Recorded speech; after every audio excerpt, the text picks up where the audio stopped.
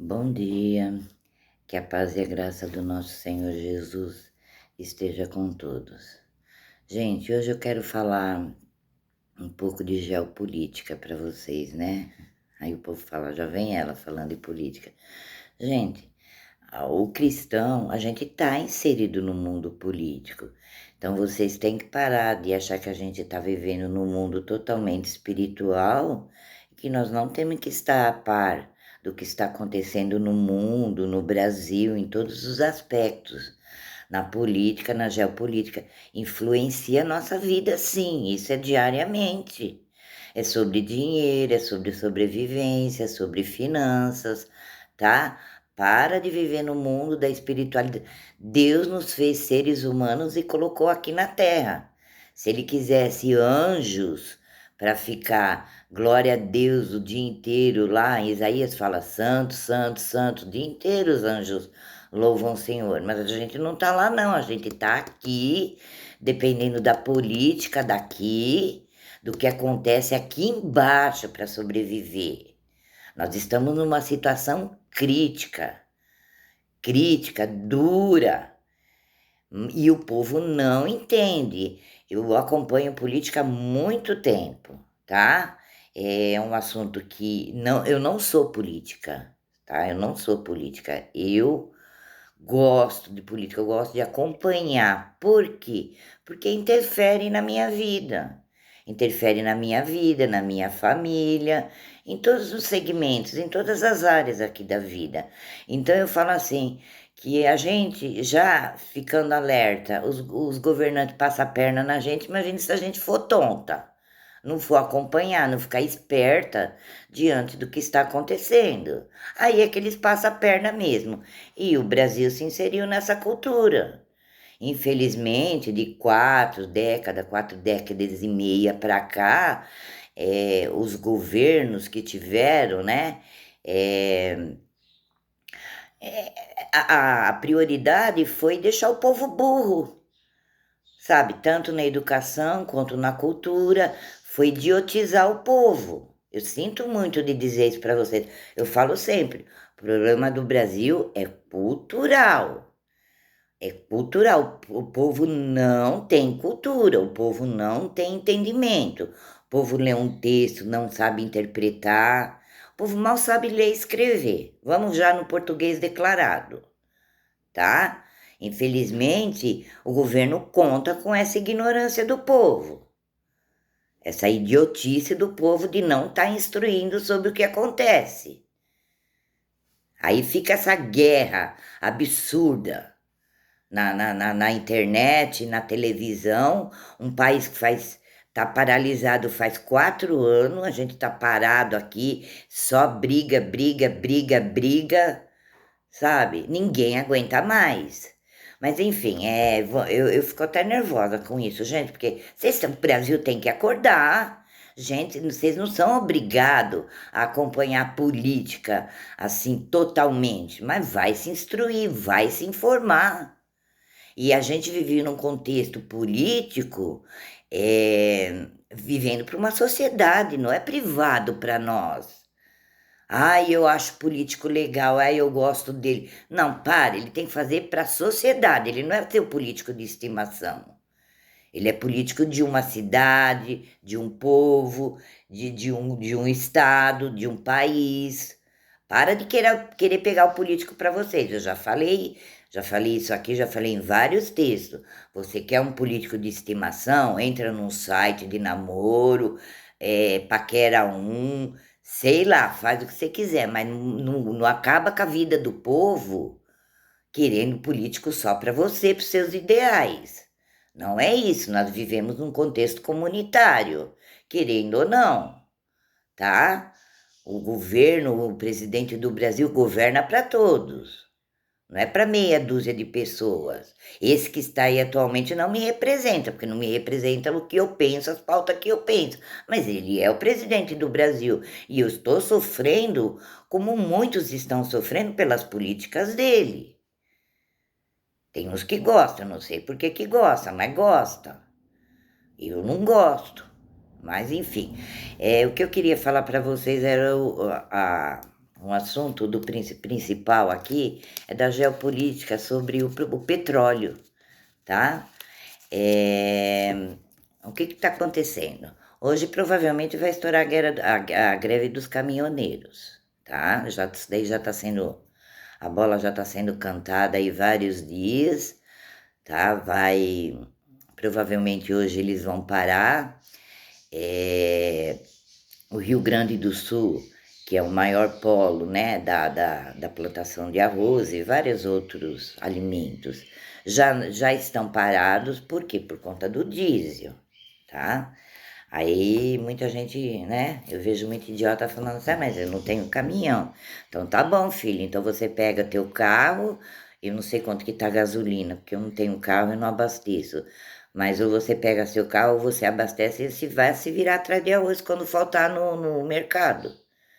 Porque é assim que é um efeito cascata, o efeito dominó. Sobe o diesel, sobe o frete, sobe as coisas no mercado. Isso é a inflação. É uma cadeia isso. Um depende do outro. Você está vendo como que a gente depende um do outro. Então, para com essa tonteira de falar que você não tem caminho. Eu também não tenho, não, tá? Mas vamos falar, por que que está acontecendo isso? É claro que é por conta da guerra, também, mas não é só a guerra.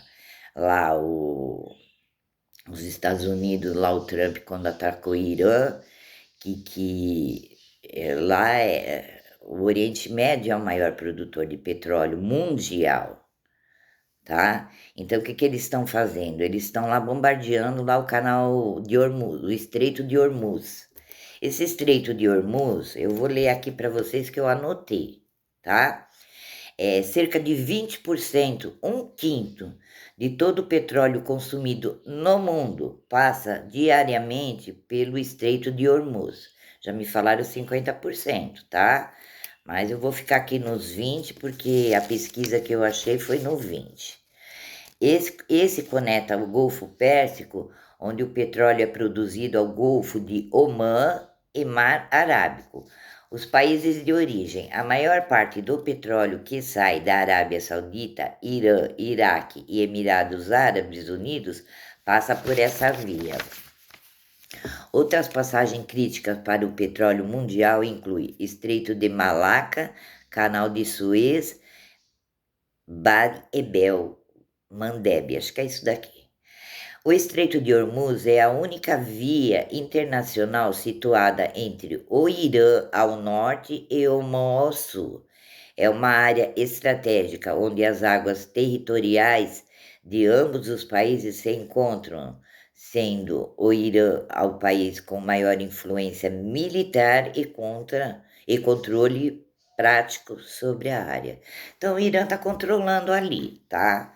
Eu já ouvi falar que eles estão pondo até bombardeando submarinos, mas eu não vou falar se petróleo vai submarino, porque eu vou estar falando uma coisa que eu não sei, tá? Mas aí o que está acontecendo? Ele não está deixando os navios passarem por ali para distribuição do petróleo. E qual é a importância do petróleo na nossa vida? Em tudo. Que eu falei, é uma cadeia. A gente precisa do petróleo, nós aqui brasileiros precisamos do petróleo no agronegócio, para combustível, é o gás de cozinha, é o diesel, é um monte de. Você não precisa falar, acho que qualquer leigo sabe de onde vem isso, tá? Os Estados Unidos e a Europa, eles se complicam um pouco mais. Por que que eles se complicam um pouco mais? Porque eles precisam disso para aquecimento, porque lá faz muito frio, lá cai neve. E eles não têm abundância de rios como nós temos aqui, que a nossa energia elétrica depende das águas daqui, né? Das termoelétricas aqui, né? Dos rios, né? Das comportas aqui que geram energia elétrica para nós. Eles dependem do petróleo e para aquecimento das casas, porque o frio lá é muito grande, tá? Se o Donald Trump está querendo salvar o mundo, eu não vou entrar nesse critério, não, tá? Eu vejo assim que ele precisa do petróleo. Ele precisa para o povo dele, a Europa precisa para a sobrevivência deles, tá? E por que que nós aqui no Brasil somos privilegiados? Porque nós temos esses vários fatores. Nós não temos um frio intenso aqui que precise de uma casa aquecida, tá? Aqui não tem, poucos países lá, poucos estados lá no sul, onde cai geada, mas neve, neve, neve mesmo, aqui nós não temos. Nós não precisamos de aquecimento dentro das nossas residências, né? Eles precisam, eles dependem disso para sobreviver, tá? Aí vocês vão falar assim para mim, mas nós temos a Petrobras. Olha, gente, eu vou falar a verdade para vocês. A Petrobras para mim é cabide de emprego, e para lavar dinheiro, tá? Mas depois eu vou deixar isso um pouquinho mais para frente, tá? O que que acontece com o petróleo? Por que que impacta nós? O petróleo é uma commodities. O que que é uma commodities? Uma coisa internacional. Como que eu vou? Deixa eu ver aqui que eu marquei, porque foge as palavras. Ele é cotado mundialmente em dólares, tá? Aqui. É isso mesmo. O petróleo é cotado mundialmente em dólares americanos por barril, 159 litros por barril, em bolsas de commodities, sendo o Brent tá aqui em Londres, referência global, e a WTI Nova York, a americana. Os preços são definidos diariamente por contratos futuros influenciados pela oferta, demanda e geopolítica. Em 19/3/2026, quando foi? Foi ontem? Não sei. O Brent opera em alta, acima de 110 dólares o barril, devido ao conflito do Oriente Médio. Então, ele é uma riqueza que ele não é assim que totalmente o Brasil domina. Mesmo que a gente tenha a Petrobras, né, que faz o petróleo, que tem petróleo, né, é uma commodities, não é o Brasil que vai comandar o preço do petróleo. O Lula andou fazendo uma lei aí, querendo tirar do meio da commodities aí, mas eu não sei se conseguiu ou não. Então é uma coisa cotada mundialmente. Isso daí é um preço que vai para vai para o mundo inteiro. Agora, como que é definido esse, esse preço? Aí eu não vou saber explicar quem que define esse preço. Eu acho que é a Bolsa de Valores, né? Isso aí é um mercado que oscila muito. Quem mexe com Bolsa de Valores sabe lá as ações que estão lá, as que estão em alta, as que estão em baixa, é um sobe e desce, aquele negócio de sobe e desce. São coisas voláteis. Hoje pode estar em alta, amanhã pode estar em baixa, tá? Então, o Brasil não domina totalmente a Petrobras. Apesar do povo bater no peito e falar Petrobras é nossa, não é, gente. Petrobras não é. Ela é uma coisa que o mundo depende dela, tá?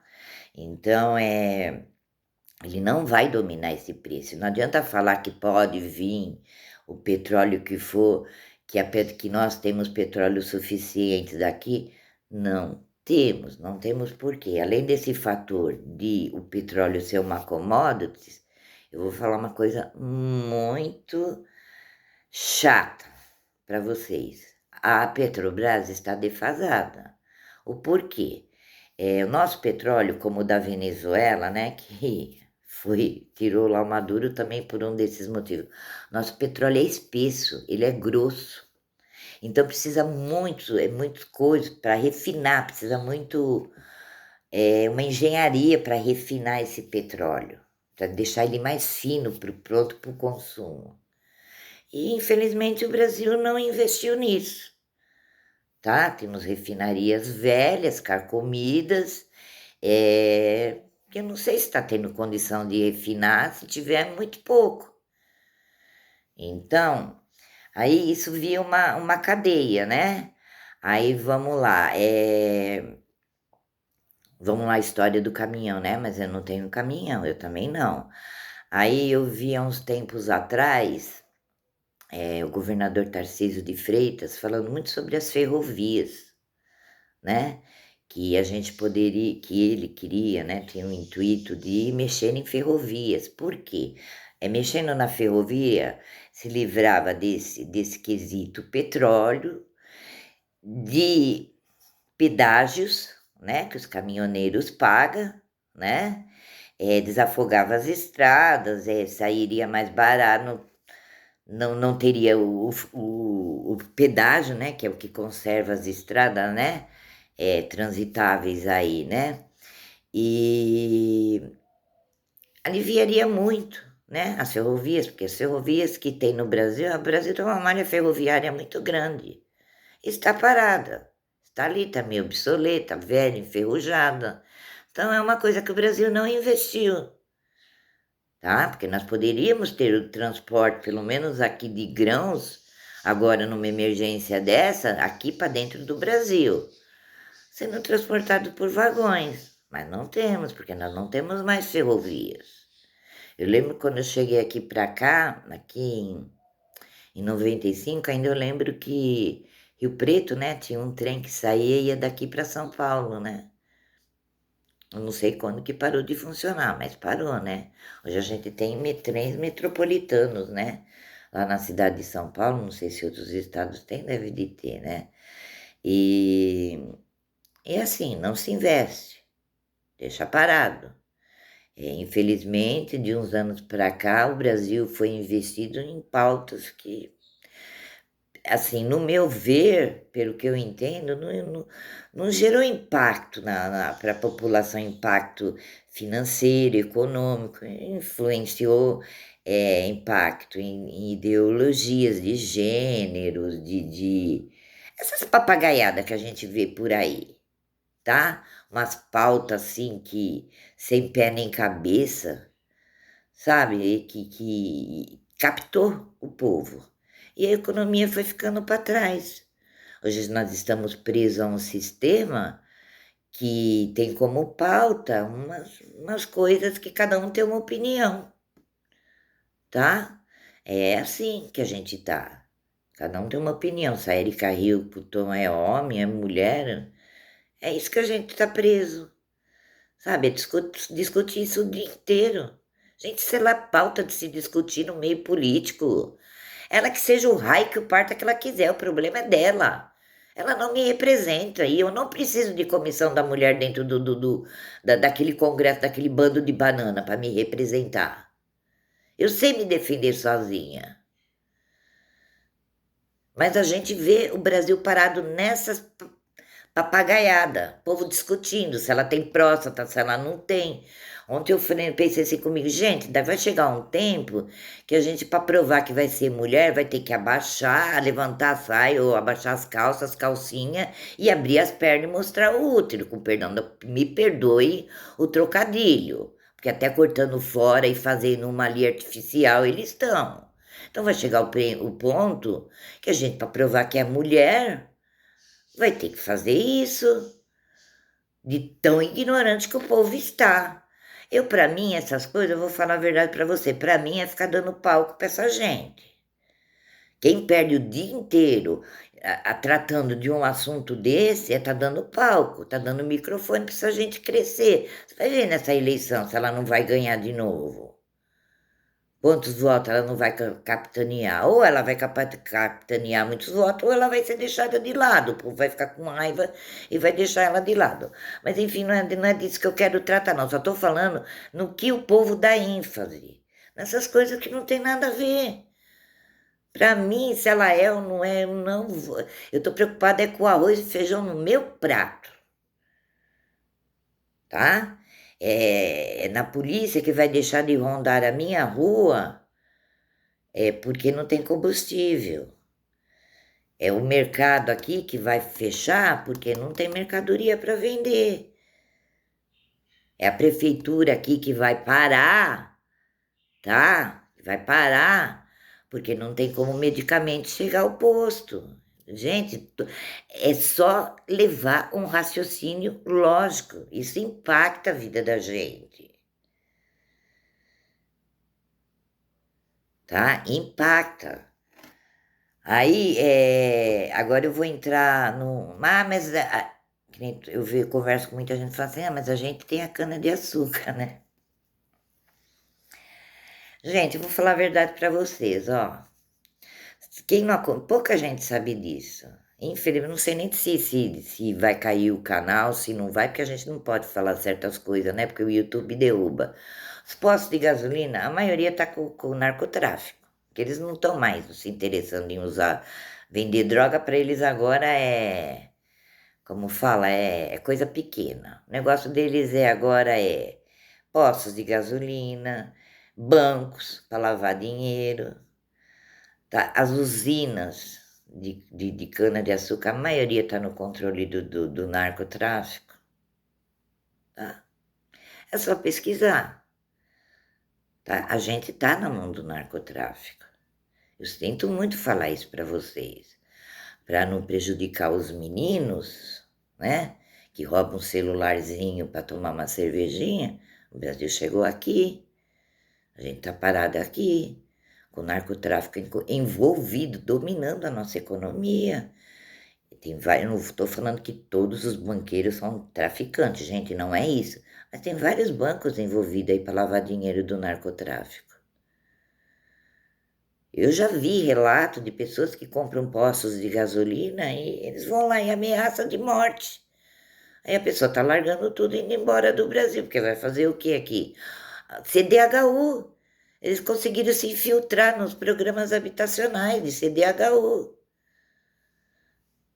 Então, a gente parou aqui, tá? A gente parou num país que tem muitas riquezas. O agronegócio, o nosso amado presidente está entregando para a China, tá? Que agora a gente tem a China dominando as nossas terras, o nosso agronegócio.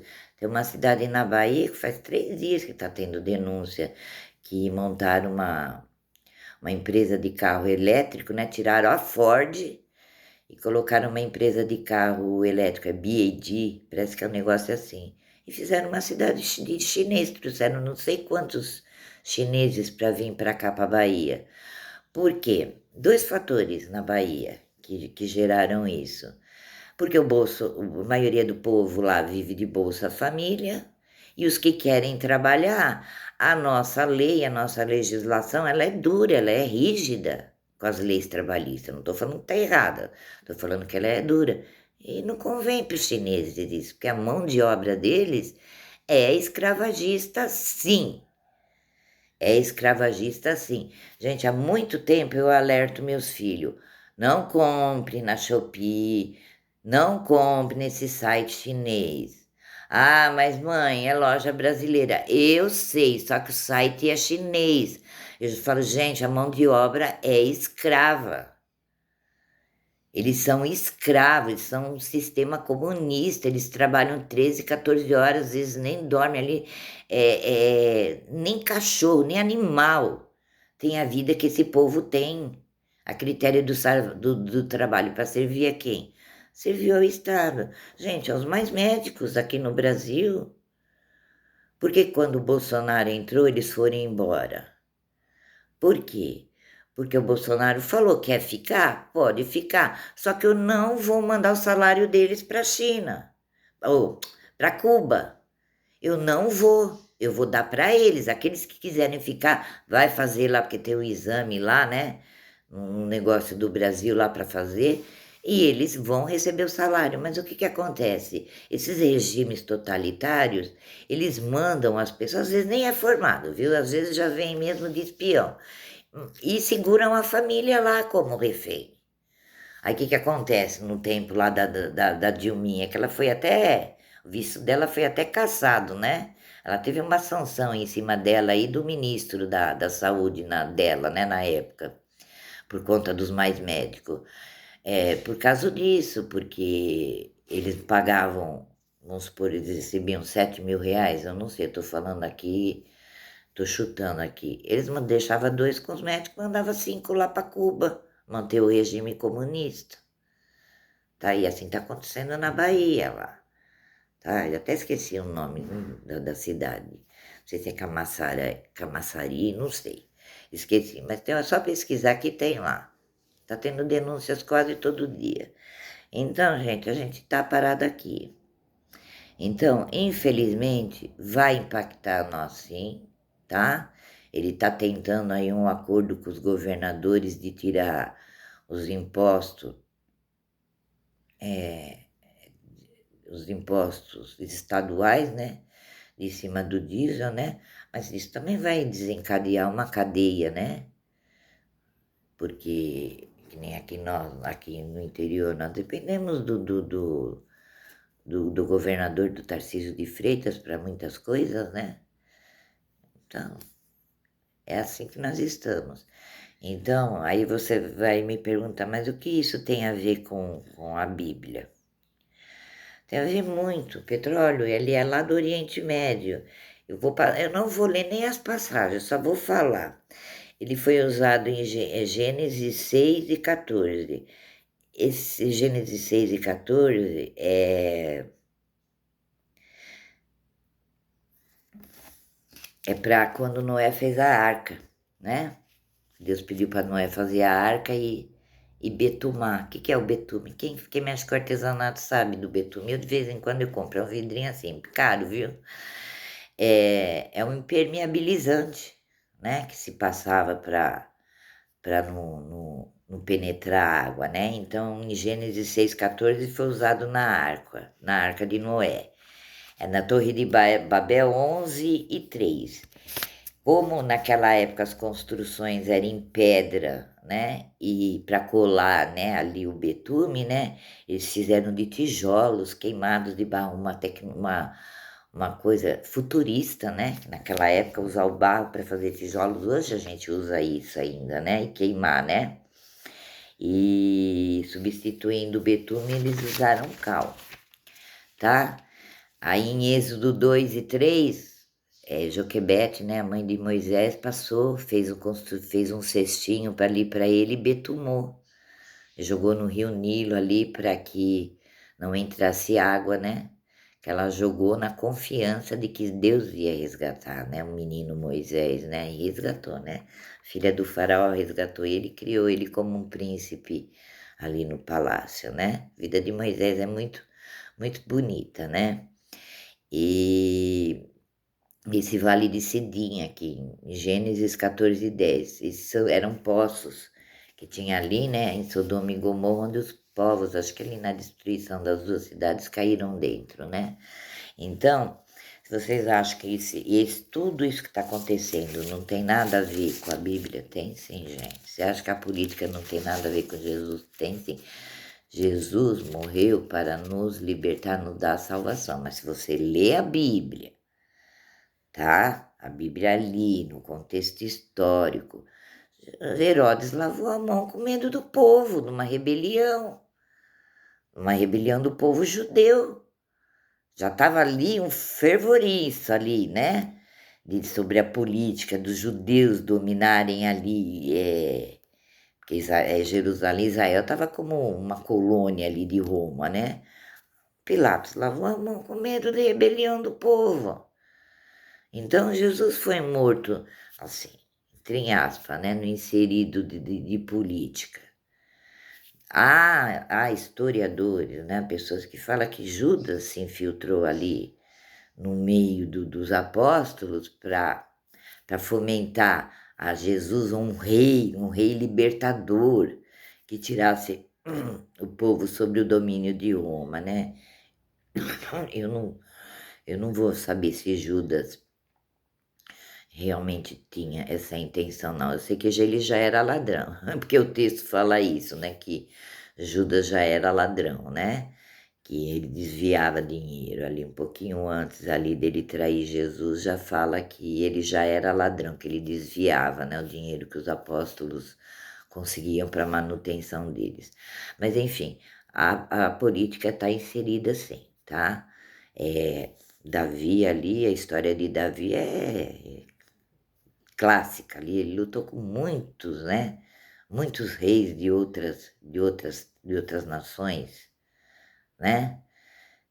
Então, eu não sei de onde que o povo acha que o mundo nunca teve política, que nunca teve guerra. Eu não consigo, porque é só ler a Bíblia e interpretar o texto. Se você pegar pelo lado espiritual, você vai ver, o Espírito Santo vai te revelar muitas coisas profundas ali. Mas se você pegar pelo contexto ali histórico, tá tudo ali, é só ler e interpretar. Então eu vou deixando esse recado aqui com vocês. Vamos orar para que Deus tenha misericórdia do Brasil, tá? Porque a gente já está numa situação tão difícil, tão difícil. E esse país mergulhado nessa corrupção, sabe? O povo debatendo pauta que não está levando a lugar nenhum, tá? A gente tá morre, não morre o Bolsonaro todo dia denúncia disso, denúncia daquilo, esse vorcário que se levantou, acho que lá das trevas do inferno, Deus que me perdoe, eu já falei para mim, isso daí é um banco que fizeram para lavar mesmo todo o sistema, tá? De corrupção, de tudo, do narcotráfico, de tudo. Mas enfim, é o que está dominando é a web. A web e a televisão é isso, né? E o povo não está se atentando aos detalhes. Eu não gosto de ser alarmista, eu falo a verdade para vocês, eu não tenho dinheiro para fazer estoque de alimento. Eu estou na dependência de Deus. Como que você está? Estou na dependência de Deus. Eu não tenho estoque para fazer dinheiro para fazer estoque de alimento. Eu não tenho. Mas já estão pedindo. Quem tiver, faça. Quem tiver aqui um pouquinho de combustível, que guarde, já estão pedindo para usar. Estou falando programas sérios, viu? Outros meios para trabalhar, bicicleta, home office, como no tempo da pandemia, né? Para fazerem isso, tá? E vamos estar em oração pelo nosso país, pelo mundo, né? Que isso se resolva logo, né? Que eu não sei se vai se resolver, né? Hoje eu não sei de mais nada. Mas tá? Fiquem com Deus, que nos unamos em oração para um bem maior de todo mundo. Porque na hora de faltar comida na mesa, vai bater para todo mundo. Não vai bater só para quem é de direita, não. Vai bater para quem é de esquerda também. E vamos procurar se informar, né, gente? Vamos sair um pouquinho de rede social, dar uma pesquisada, estudar um pouquinho, tá? Fiquem com Deus, um grande abraço, que Deus proteja a nossa nação, né? Que Deus nos proteja todos os dias, tá? Amém.